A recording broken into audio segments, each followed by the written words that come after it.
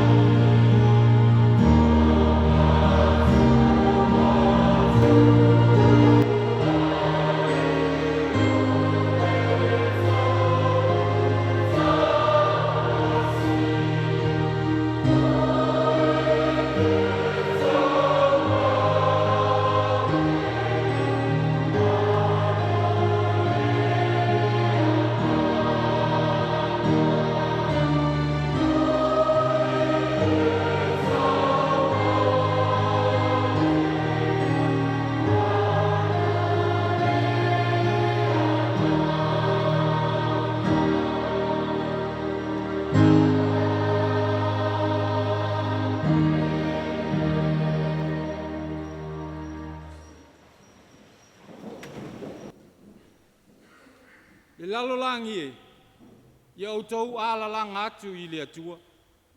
Ia outou pese atu lona swafa mamalu. Ia mamalu ia te outou lona viinga. Ia outou fai atu i le atua. E matua matautia oe i au ngā luenga. O lo malo si tele e whatanga vi i atua i ate oe oe waita i ate oe. E ifo atu lava i ate oe le lalolangi uma. La tau te whai pēsenga i ate oe. La tau te whai pēsenga i lou swafa. Ia whawhitai ale atua. Wana le liu e seina lau te talo. Po lona alofa i atea. Si i tātou te talo mo le ngāng pa ia. Le li ie lo mātou atua. Ua sauni lau e kālesia malo watu nuu, tu inatu le vi inga ma le tāpua inga i lau fio. Pangalea o i mātou lava o tangata ele lea mapalapala i le angasala. Le mea leo o mātou mua i wala au atua i lau fio. A fio mai ai ala i lo wanganga pa ia. Se i wha ato to ina o mātou tangata, ma wha mama ina i mātou. Ina ia mātou tu inatu le nei tāpua inga. E tu sai malo lava pa ia. O la mātou wala au lea latu le swafa Jesu Keriso. Amen.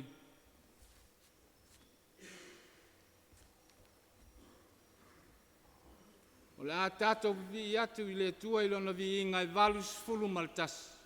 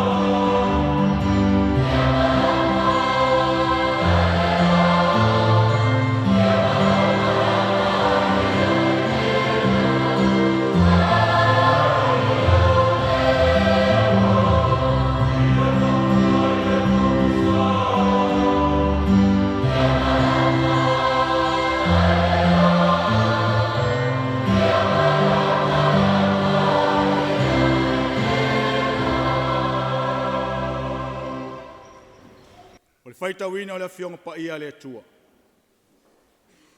La maua le tusi faitau ma le tusi le faitau aso le whakasa. Mai le whaingai ngatuai, tusi en tusia le profeta o Isaia ilona mtau pe 5:10. A mata on tātou faitau whiraflafua i mai lono whai upu e tolu. Si ia whaangata mai le whai upu e 10 maltas. Isaia lono mtau pe 5:10. Faitau whiraflafua i mai le whai upu e tolu. Ia whaangata mai le whai upu e 10 maltas. Whafonga maia, ia fionga pa ia alo tātou wari. Se ale mea o mātou ana pupongi ai, ai e te le sila mai. Se ale mea o whātinga ina ai mātou e i mātou, ai e te le sila fia. Whauta, o le aso e ana pupongi ai mātou, o le aso e ana pupongi ai o tou, o tou maua le fia. O tou whātau ana wina ai, o tou au na, ia whaia o tou ngaruenga uma.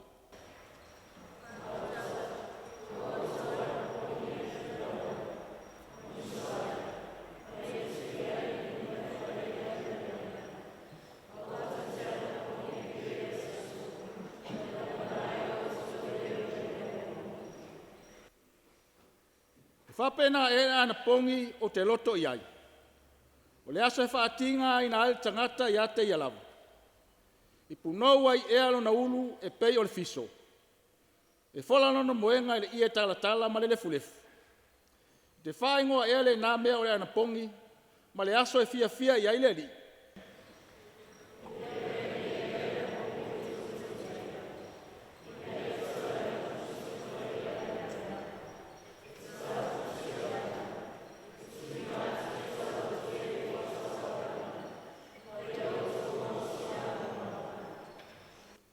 E le o le nei ea, ona ia tofi au mea ai i le ua fia ai.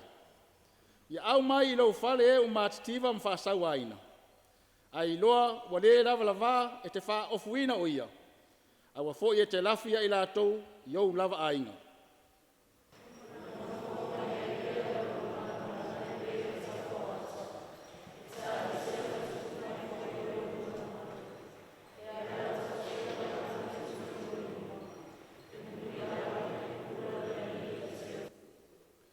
Na e wala au lea, ai tali mai ai le li.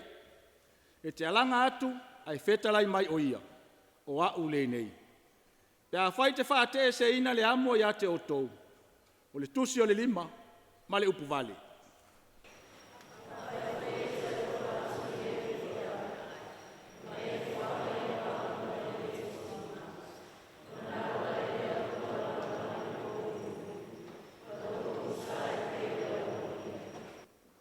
Ma le whai upu e 10 matas.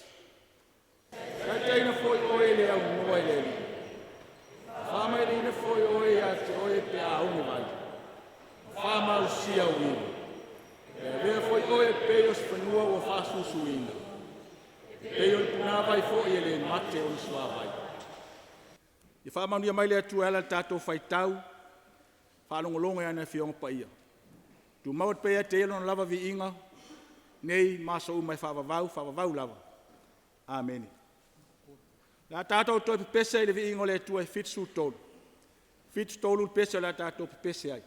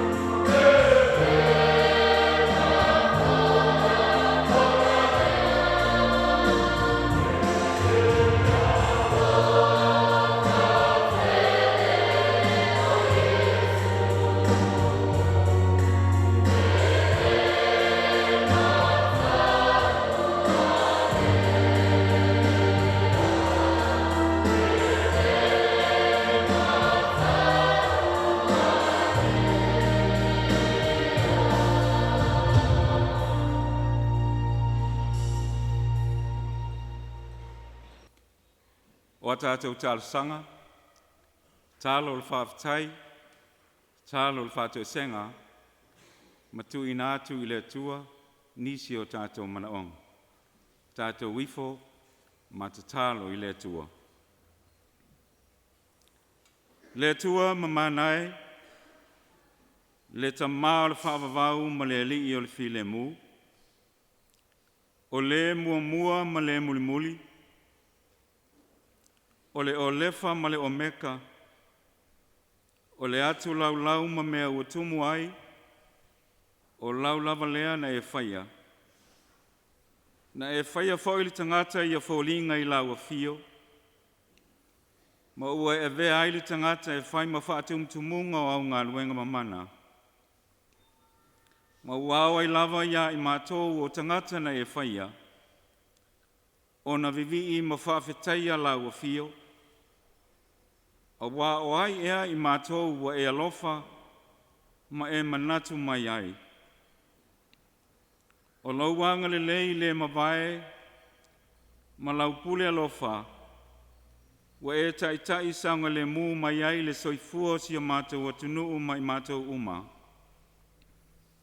O mawhai e o na mātou tūwai manuia I le nei tai au fōu, e le ngata o lau Sapati pa ia, a o lo mātou au lia fia ai o le atuanga, o le salau iwas fulu ma le tolu tau sanga talu o na suluia lau whanua si o mātou atunuu o Samoa. I ave malo losi o le malama lama o le malo ke riso, ma lau tala le lei. Whaafetai tamā, ona o lau whaasaunga le muina pea o le wholaunga si o mātou atunuu. Manuia Samoa e afua mai o mātou taitai, se ia o I ona tangata nuu. E ui lava ina mātou whalongo ina pea lau wala au pa ia, I nisi o e pe le mamamae, ai meise fo I lau au whainga luenga ngā lulue. Pei tai wale o se mea mātou te whaiti o ai ma whanua noa ai, a wā o le ala lava le tasi mātou te o atu ai I lau a fio. Whaafetai le ngaluenga lilo lo wanganga. Ua whailawa lea ma whesoa soani sili ia I mātou. I taimi mātou te mo o mia ai lau whesoa soani. Ai meise o taimi e mau ai I mātou I le whememe ai ma le mautonu. Whaafetai lau tuspa ia. O aua fionga o le sulu I o mātou vae ma le malama I o mātou wala.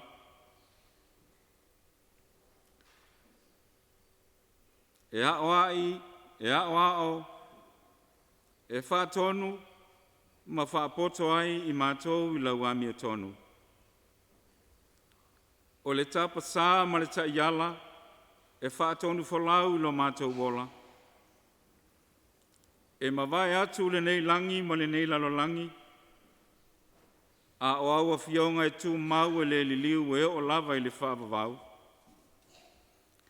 Whaafetai le tele o au mea lofa, mala ese au fuai I au manuia I le tino, le mawhauwhau ma le anganga. Ai a tāleni, o to mai ma ngā waa ese whao ngā ina, e atia e ai mea le lei o mātou a inga, o nuu o whaalaput patonga, o le malo ma le atunuu, ai maise o lau ekalesia.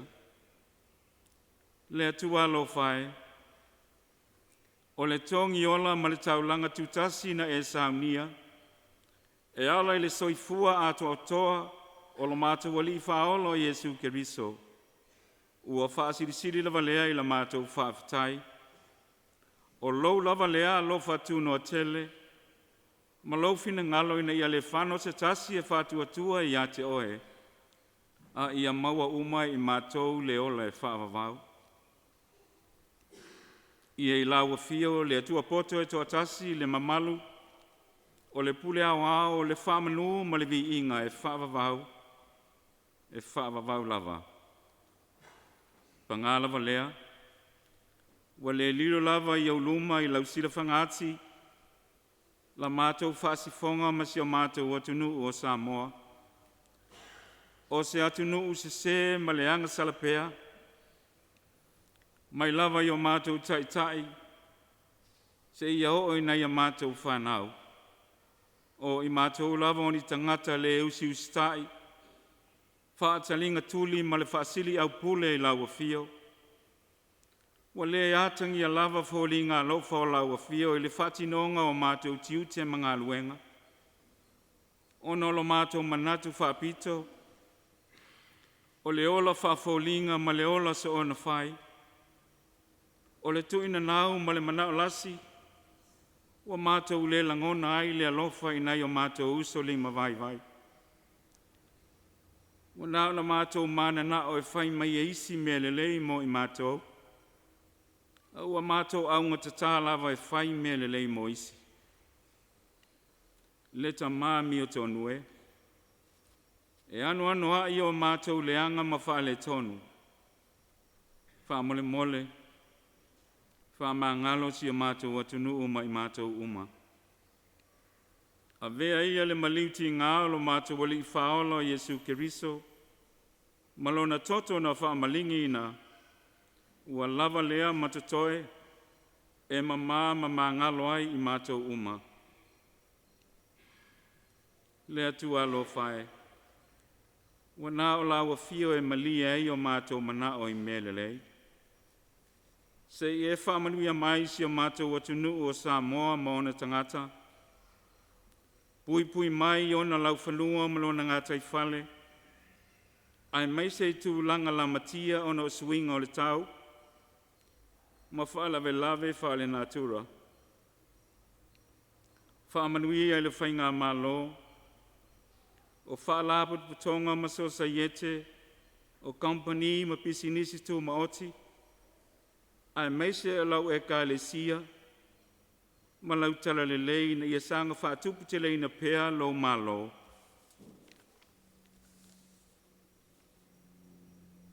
Whamanuia e nei o mātou matua tausi, i ta māmatina mātutua, o e ua pula la ngoto le soifua ma o mai le tau Afiafi o le soifua ma le ola.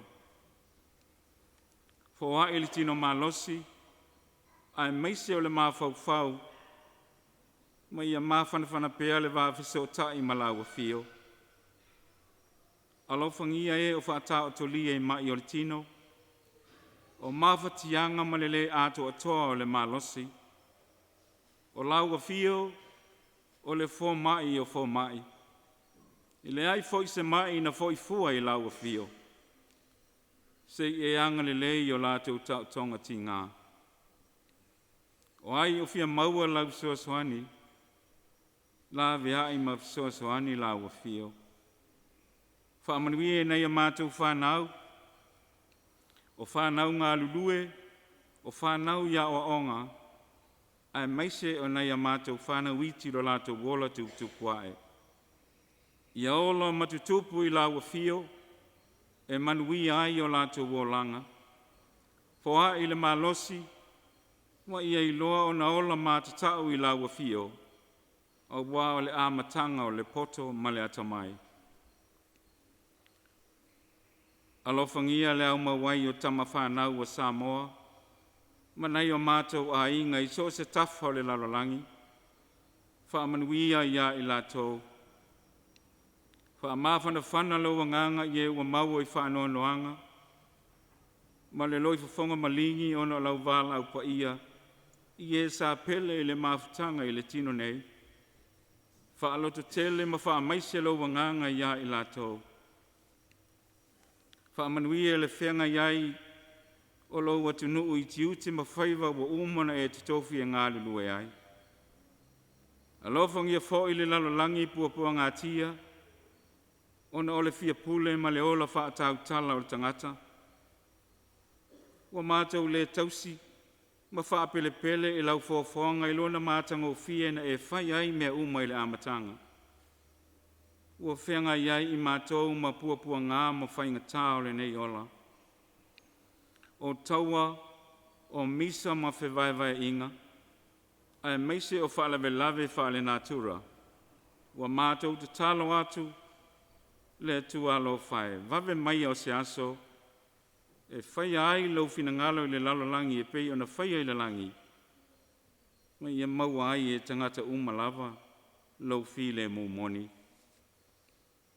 O le folo ina o lau upu ma le alu o lau tala le leile ne yaso i so se fata whai tau langa. Aluia ma le mana lau fina ngalo fola.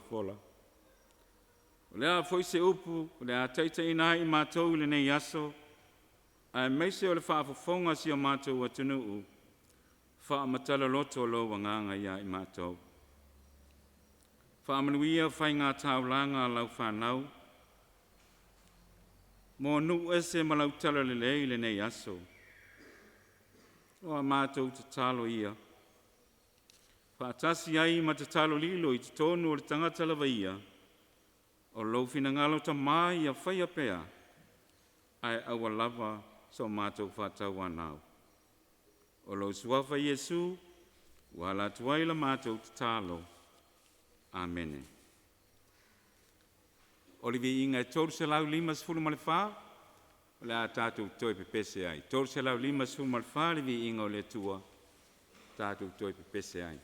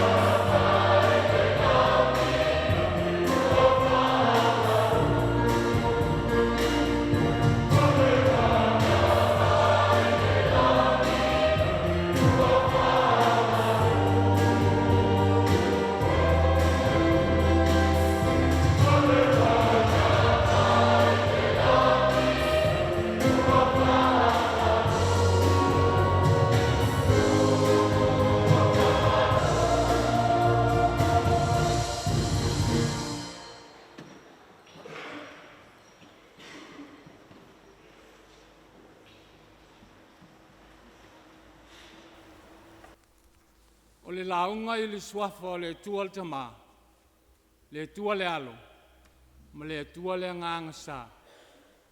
Amen. Le amaua le matua le tusi sa tātou whaita wina mai le whengai ngā tuai, Isaia ila mata upu e 5:8. Whai upu e tolu se whaangata mai le 10. Aua, fia whaanga ina le vaenga o le whai upu e ono. Ma le whai upu e 10 e a vea mamatua o te toe whaita wina. Lea le nei ea le ana pongi o te loto ai.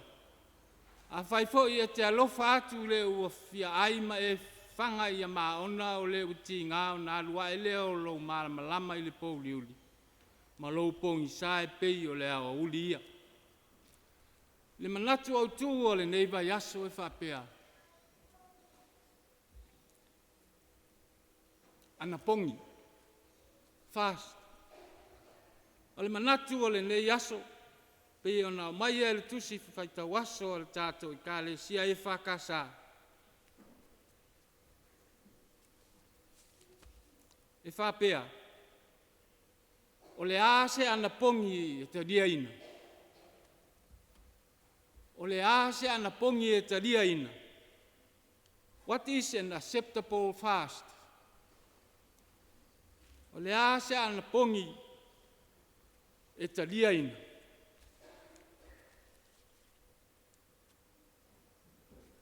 O le fisiri o loa vea nei mā tātou manatu au tū le nei tai au. O le ase ana pongi e te ria ina. Mai au te manatu e mua o na tātou sa ili. Ma tātou mānatu natu. Po le a le winga tonu o le upu ana pongi. Ua tātou mahasani ai le tātou whaalongo le nei upu o le ana pongi.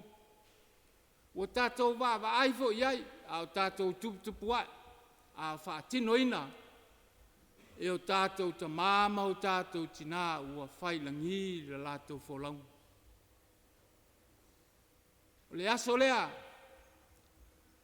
e le tau mawhai, a whapea o le aso whareile, whai le ana pongi al to ina malilo matua. Isi a mata I le ono le tae au, a e te tala ina le se fululua I le awa uli. O nisi foi, e ana pongi pe tolu asu. O le ana pongi lea, uat masani ona tātou wa ai ai. Ai whai mai, le au popoto le tuspa ia. I le lātou tusi e ta ua le Holman Bible Dictionary. O lo lātou whaamatala I nai, whai mai. Fasting is the laying aside of food for a period of time when the believer is seeking to know God in a deeper experience. E pei ona whaia e Mose I le maunga o Sinai. O le winga lea o le upu ana pongi. Whai mai. Pea au tau mwhai e wha Samoa ina, le wha liuina ma le wha mtala ina le vaenga lea. Whai mai o le ana pongi. O le awala lea, e sa ili atu ai le tangata wha tua I lona atua. I le langona wha maoni o le salmo. E pei o na whaia e Mose I le maunga o Sinai. Whai mai, na alu Mose I le maunga, I le atua no wala awina o ia. Whai mai, ua tuai o na whetala ifo le atua I lona finangalo, I se mea finangalo ai I lona nu. Whai mai o na ana pongi ai lea o Mose, whaasifulu, au whaasifulu po, o whaataritali. Le whetalai mai o le atua, whaali mai lo na finangalo. Le finangalo leo le atua, na tu I naifo I a Mose. Le alo ta ua le soto I luas fulu, tu la fono e se fulu, e apea ma taita yala, e taita iai lona nuu, ma whaatu mauai, le ola whapa ia ina o le nuu o Israelu le vāai ma lo lātou atua. O lona winga la, pe a tātou mānatu natu iai, o le ana pongi e iai le onsa, e whātaritari, e tau ina atu, ma so tai atu li tangata whātua tua i le atua, ma tau atu iai, lona whinangala. Ma whātaritari po le ase tari, o le ana pongi lea, i le manatu o le perfeta, o le ana pongi, e le ise mea whapea e le tāua le whapea e nofo i le ia tala. Ma le lefu i le ulu, po le ai foi, a le manatu o le perfeta, o le loto whātua moni, o le loto tu ina atu i le atua, o le ala lea, e leo fia ai le atua i le ana pongi ale nuu o Israel. A ua fisota i atu i le atua e ala i a lātou ana pongi. A ua lātou le fisili le finangalo le atua. Mo tau atu o lātou manao. Ma le aise on sai e whātaritari. Nā natuai a le tali e le atua whailo le me loto i ele tangata ia. Whaile poto o le tangata ma lona mālosi. Ai le whātaritari i le atua. Wa le aise fisili atu i le atua. Po le aso na finangalo. Awa na tau i le atua o le mea manao ai le tangata. Ai le fisili ngia le atua po le aso na finangalo. E whaatino ai. O le anapongi lea. Lea e manatu le perfeta. E le talia e le atua. Anapongi al tangata kerisiano. Ua tali tonu mawhātua moni ia Yesu Keriso. E anapongi mai mea ai. Ma anapongi mai iona lava mana. Ai tu watu i le atua. E mai se tali. O lona finangalo. Le fai mai. Le fai upu e valu.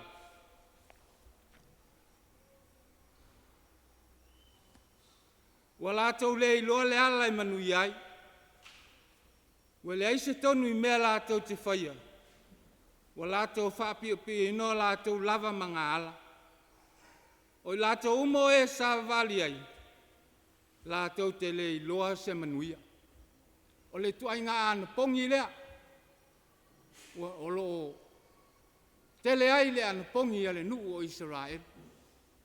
Wa na ana pongi e fōlinga o ro tapua i mawhātua tua i le tua. Ai lei o lai tau i le tua le mea mana nao ai.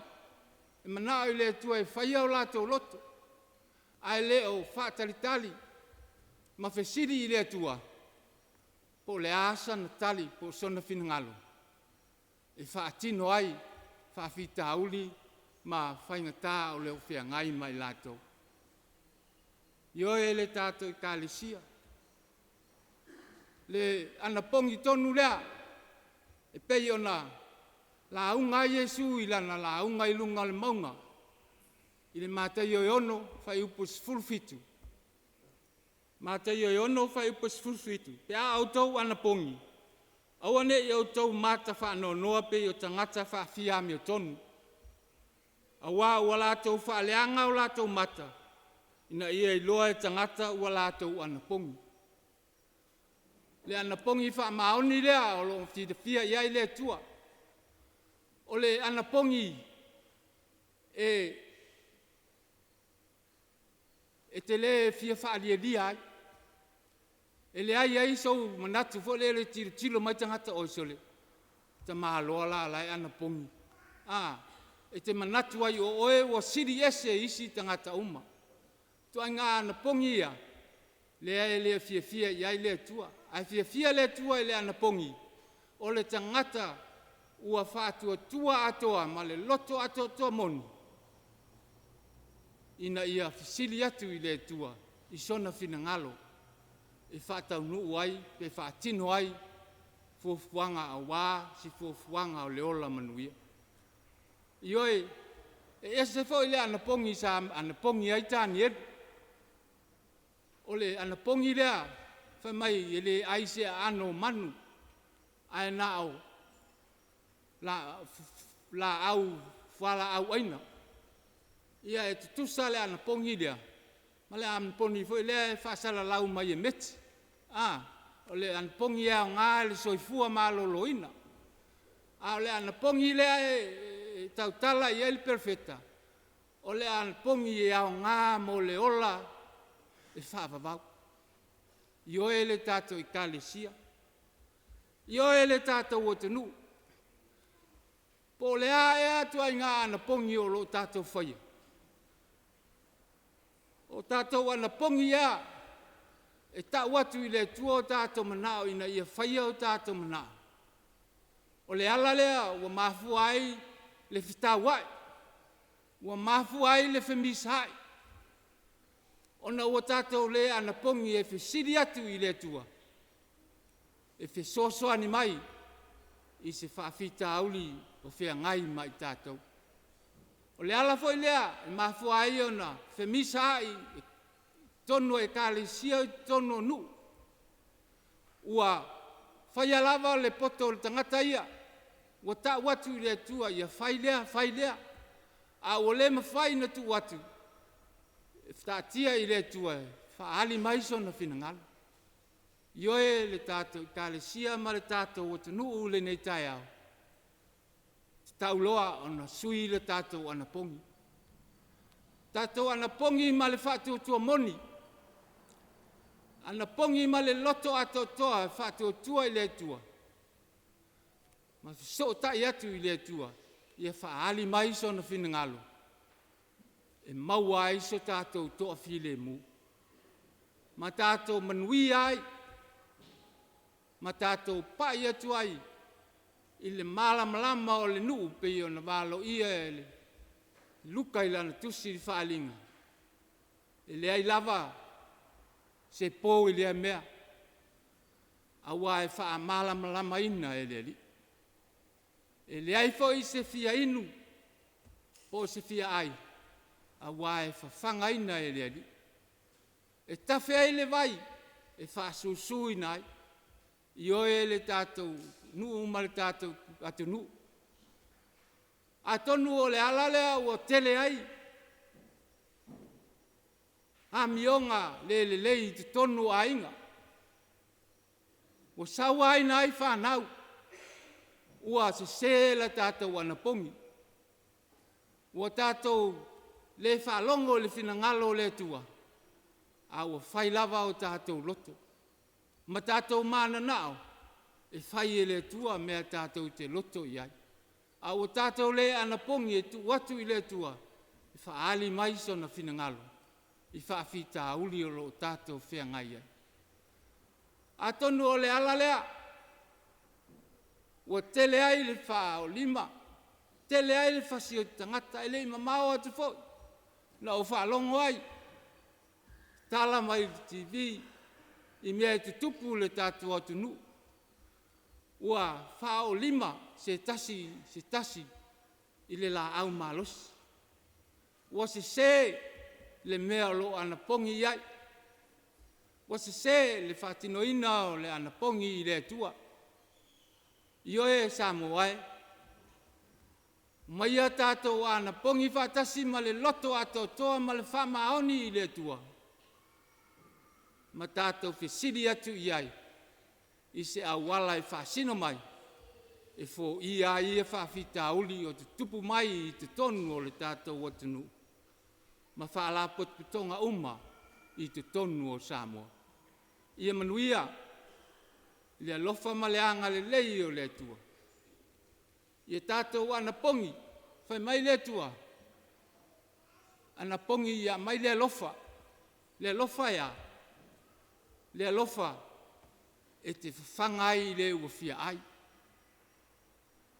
e te whaofu ai le o le lavalava.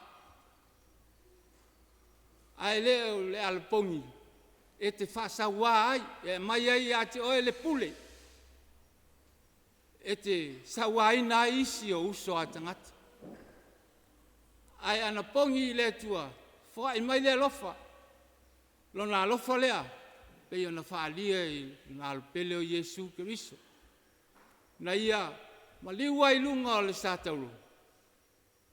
Ona lona whina ngalo ina ia manuia, lana whanau, i le lalolang.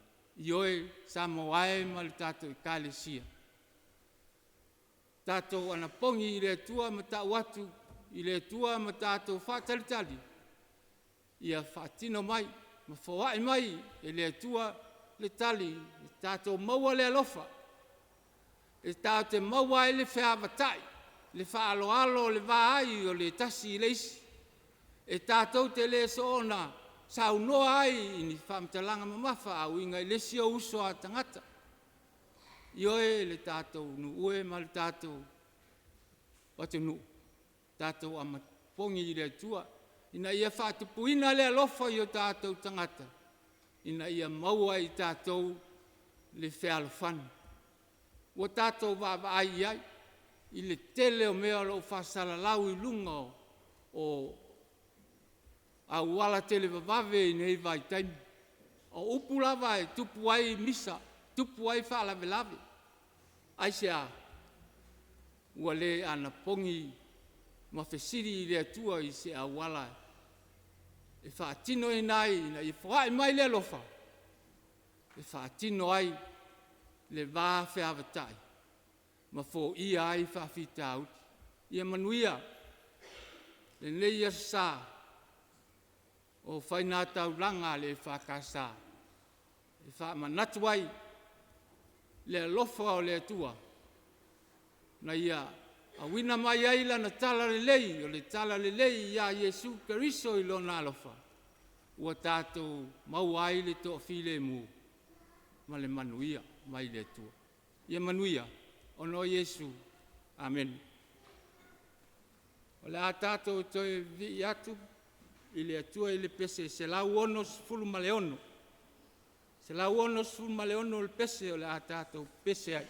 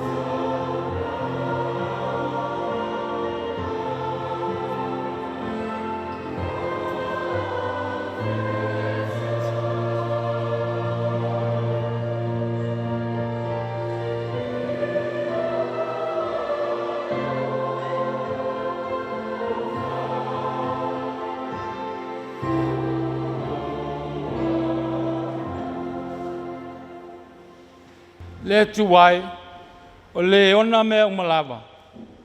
O mātou ofo ina atu ne mea lofa, tupe, a reto, ma le waina. I le mātou tangata atoa umalawa, ina ia tusa malau fina ngalo, e te talia ma whaonga ai I lau ngā luenga pa ia. O la mātou te talo lea lātu le swafa o Jesu Keriso. Amen.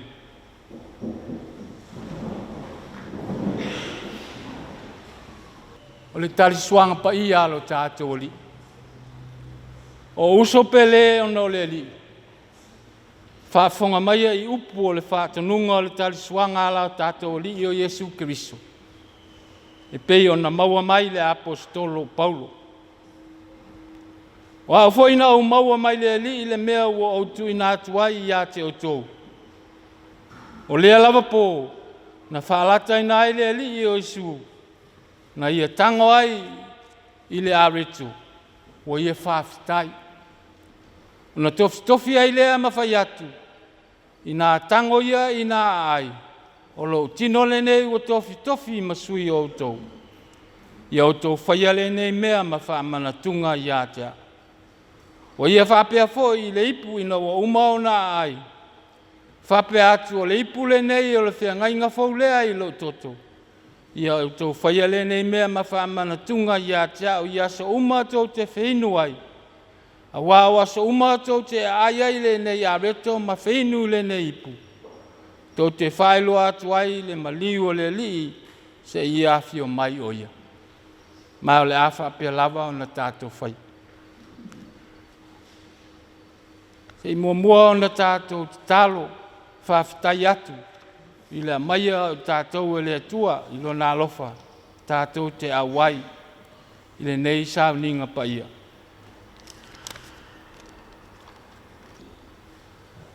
E mātou te tui nātu le whawhitai I lau o fio le li ie le tamā pa ia. O le sirisi ese, le atua e whaavavau. O le na whaia le langi ma le lalo langi ma mea umau o iai. O le na whaia le tangata I lo lava whaatusa. Ma ua e lofa muti vale ia te ia. A toa ma mea uma na e whaia. O mātou mana tua lo o lofa na wā. Ina ua tea ese le tangata ma I la ua fio ona o lana ngasala. Na e sa ili atu ia te ia. Mātou vivi atu I la ua fio wā na e whetalai mai I si ufonga o perfeta. Ai siri lava I mea uma ina ua o atu li wha atuanga o tausanga. Sa e whetalai mai a te I mātou I lo walo. O le wawinga whaatasi me tangata, ma maniu I lunga o le sātaro. Nia ia lawea ina I mātou. O le na whaia I lea mea le taulanga wa ato toa o na lei. Ma ua lawa mo le anga sala le lalolangi uma. O le na whaatonu ina le Sauniga e whaamanatu ai lo na maliu. Na ia whaatonu mai fo I lana tala le lei. Ia mātou tau sia pea iai, sia o I lona toi e fio mai. O le mea lea, o mātou whai aile nei Sauniga e tusa ma lona whātanunga, ma lea nganga whawhitai. Le ua mātou o le atu I laua fio le tamā, ma le loto maulalo, ia tusa ai ma lo fina ngalo, ina ia mātou langona mauti noa lo whaatasi mai, ma lo alofa tu noa. Ia wina ifo I loa nganga pa ia I lunga ia I mātou. Malunga o au lava mea alofa o le a reto o male waina. Nia vea la mātou a ai ma whainu, ma manoa o lo mātou a wai whatasi. I le tino ma le toto o lo mātou li. Sosani maia, ia vea lo mātou ma futa whatasi ia Keriso. Ma ala mātou te tupua e ai ma le alofa ma le loto ngakasi. Ia te ia. O le ua avea maao, ma ua whaatasi o na vi inga whaatasi ma laua fio. Le tamā, le anganga pa ia, nei ma ia o le whaavavau lava. Amen.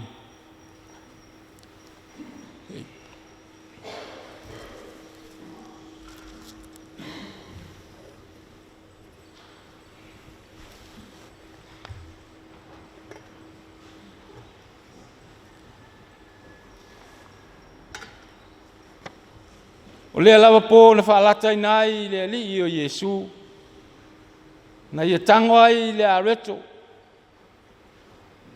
O ia whaafitai e pei fo i ona tātou whaafitai atu nei.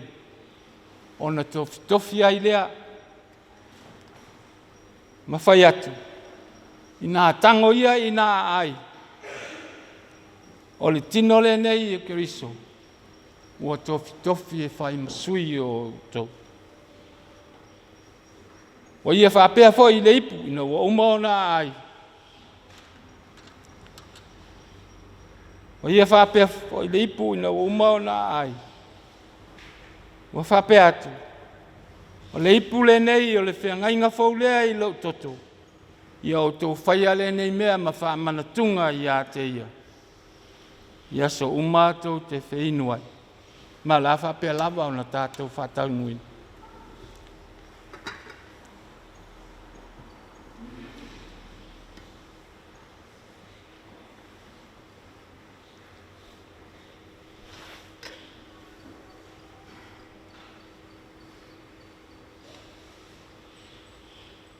Ia o tau manui.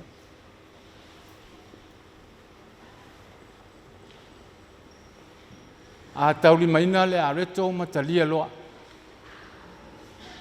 Nā tango ia i nā ai. O le tino le nei o Keriso. Ua tofi mo o tau. Ia o tau whaia le nei mea ma wha manatunga i a te ia.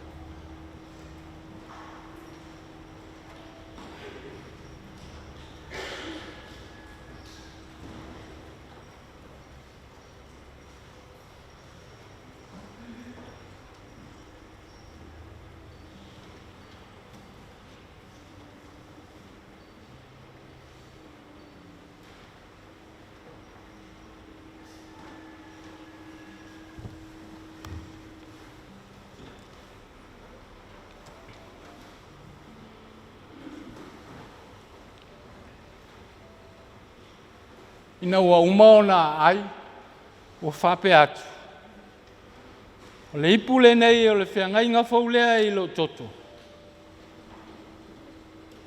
O whaamilingina mo le whaamangaloina o angasala. Ia o tau whaia le nei mea ma whaamanatunga I a te ia. Ia so umato te whainuai. Ma o le a tātou whātanuina. Tūlai mai.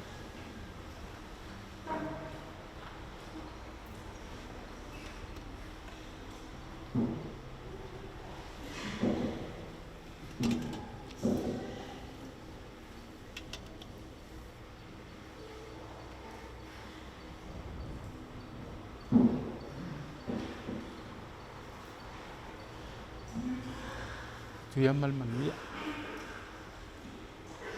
A tauli maina le waina matalia loa.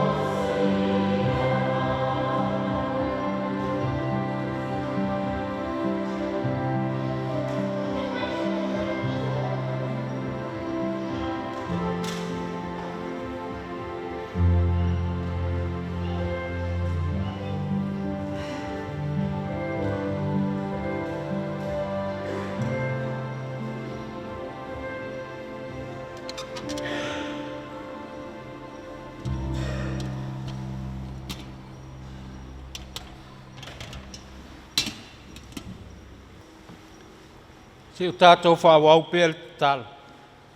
Lo mātou ta mā lo whai. Mātou te vivi ima whaafitai atu i ate oi. E tusa malau fua i mai ate i mātou tangata sala le manui sidi. Lo au maia leo i mātou le mawhitanga malau alpele o Yesu Keriso. O ia ana e tu atu e maliu mo i mātou. O ia fo i o lo e fua i mai ate i mātou. Ina ia whangaina i mātou i le olo fau. Le nei, wa mātou wole atu, mo lou fisosoani. Ina nei ngalo ia i mātou nei mea lofa. A ia mātou tau awe ina pea. Ia tu sia le papa o mātou loto. Ina ia mātou mawhai o na tutua i le whātua. Wa fua mai ngalo ana lei. Maola i lovi inga e o atu i le whābabau. O la mātou te talo lea latu i a Yesu Keriso lo mātou wali. Amen. O le a tātou toi pese, le pese lua se lau 5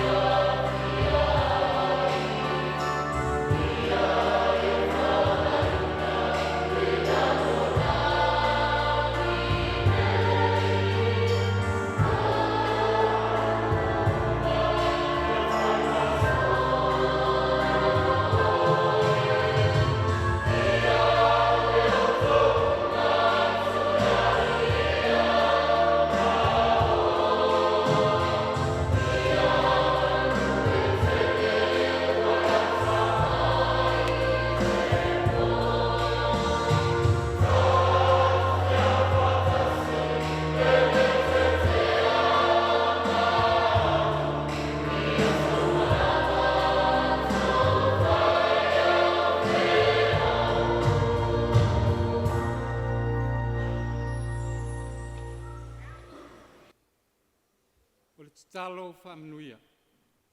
Al file mu fo I mai le tua lo si lava I mea umai manatu iai.